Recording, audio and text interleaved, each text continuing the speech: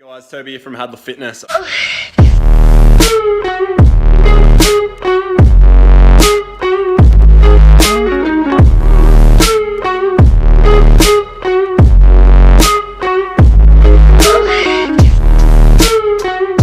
Alright, so welcome to the second vlog. Alright, so what we're talking about today is basically deadlift variations. Oh, just before we start, how's this greenery? Ooh, a bit of green in the house looks good. Good to brighten up the house, makes the soul nice and clean, just makes you feel good. Anyway, enough banter. All right, let's sit down and talk. This is getting very serious. All right, so the thing is, basically with deadlift variations and all that kind of good stuff, you basically want to be... So I've got to sit down for this. So the thing with deadlift variations, so basically you want to avoid injury. You want to avoid lower back injury, man. Everyone's been there, everyone's tweaked their back. If you've been lifting for a while, it's just a certain thing that happens. When you're pushing yourself outside your comfort zone, when you're lifting heavy weights, sometimes you go too heavy or you do too many reps and you get hurt. It's just a part of the game. That's just what it is. If you're always going to stay safe and like stay within your boundaries, you're never going to grow. You're never going to become a better person. You're never gonna like expand on life, and you're never gonna improve your lifts. That like there's sacrifices that happen when you go outside your comfort zone, but these can be avoided by ideally warming up, doing working sets, building up, pyramiding up to your bigger lift. There's heaps of different things, but with the deadlift, like there's obviously two main lifts that people do: sumo or deadlift. Sumo or deadlift. Sumo or conventional deadlift. Conventional deadlifts here. Young God when I ride up. Sumo deadlifts here. For the type of luxury. How'd I get so faded? How'd I get so... Alright, so now that we understand the difference between the two, one thing,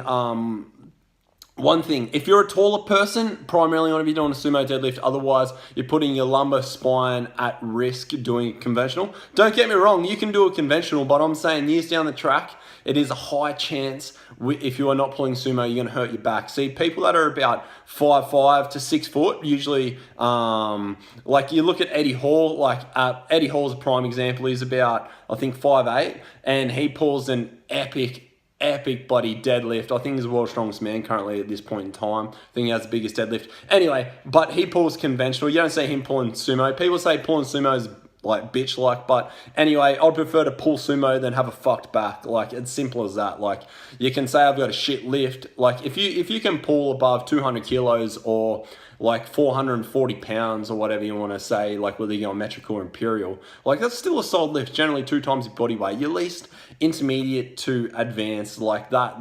That's goals. That's goals right there. But yeah, so to avoid injury, I'm going to say if you're a taller person, shoot for sumo. Don't get me wrong, make sure you're pulling both. Like say when you're deadlifting, maybe do two pulls in conventional, and then 2 pulls or 3 pulls or 4 pulls in sumo, or do it the other way around, mix it up. But just understand that there is a high chance that you can hurt yourself if you're not pulling sumo if you are a taller person. If you're a shorter person, definitely pull conventional. You can even pull sumo as well. Whatever like fits your biomechanics on how your body's set up. Some people have really long arms compared to the legs. Some people are all legs, shorter arms. Some people are T-Rexes. Some people are body giraffes. Like that's just genetics. Nothing you can change about that. How you pick the weight up, you can. Basically, your leverage. Obviously, people pulling sumo, it's not as far off the ground, so generically you should be able to pull a little bit more. Not for all people. Some people are just beasts and they can just pull, like just have epic pulls on the conventional deadlift. But anyway, the main video for this was just to highlight the two facts that you have the conventional and the sumo deadlift. There are different variations, pulling behind, using a hex bar, doing rack pulls and all that kind of stuff. But with your variations as well, one thing I want to say, if you do have back injuries and stuff and the breakthrough plateaus, doing stop pulls like I'm doing here. So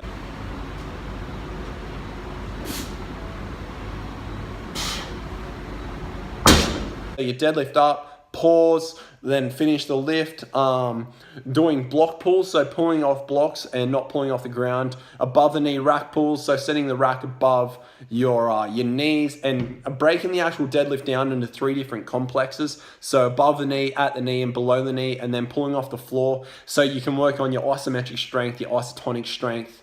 They're different strengths in regards to holding the weight and not moving it, and completing the full range of motion of the exercise. So that's one thing that happens in periodization. As you get stronger, you'll understand that, and when you do plateau, you want to progressively overload in the different complexes. So like, it may sound very complex, I'm using that word a lot, but it's very simple. So basically, you overload above the knee, and you do that for a couple of weeks, and you might do at the knee, or Monday you might do above the knee, Friday you might do below the knee, Wednesday you might do basic deadlifts, depending on whether you're just doing a powerlifting program, doing the big 3, or you're just doing an upper body, lower body program, or a legs push pull, or just a bro split, whatever it is, depending on how many times you're doing deadlifts. It can get very intense in regards to your intensity, your volume, your frequency. They all can overlap. They're the 3 pillars of fitness when it comes to it. But regardless of all that, use it.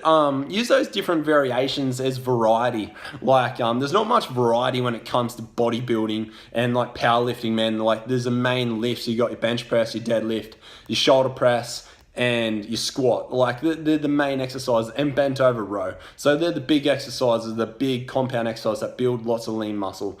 So the way you add variety and build up on those exercises is not doing deadlifts and maybe doing heavy stiff-legged deadlifts or heavy RDLs, heavy glute bridges, and also doing the rack pulls. So you can progressive overload on that. One person that has a badass body rack pull is Alpha Destiny. He has an absolute badass rack pull. He's one person that rack pull and shrugs are really good for growing your traps as well. Obviously, if you have a really big rack pull, you're gonna have really big traps. So that's just one part.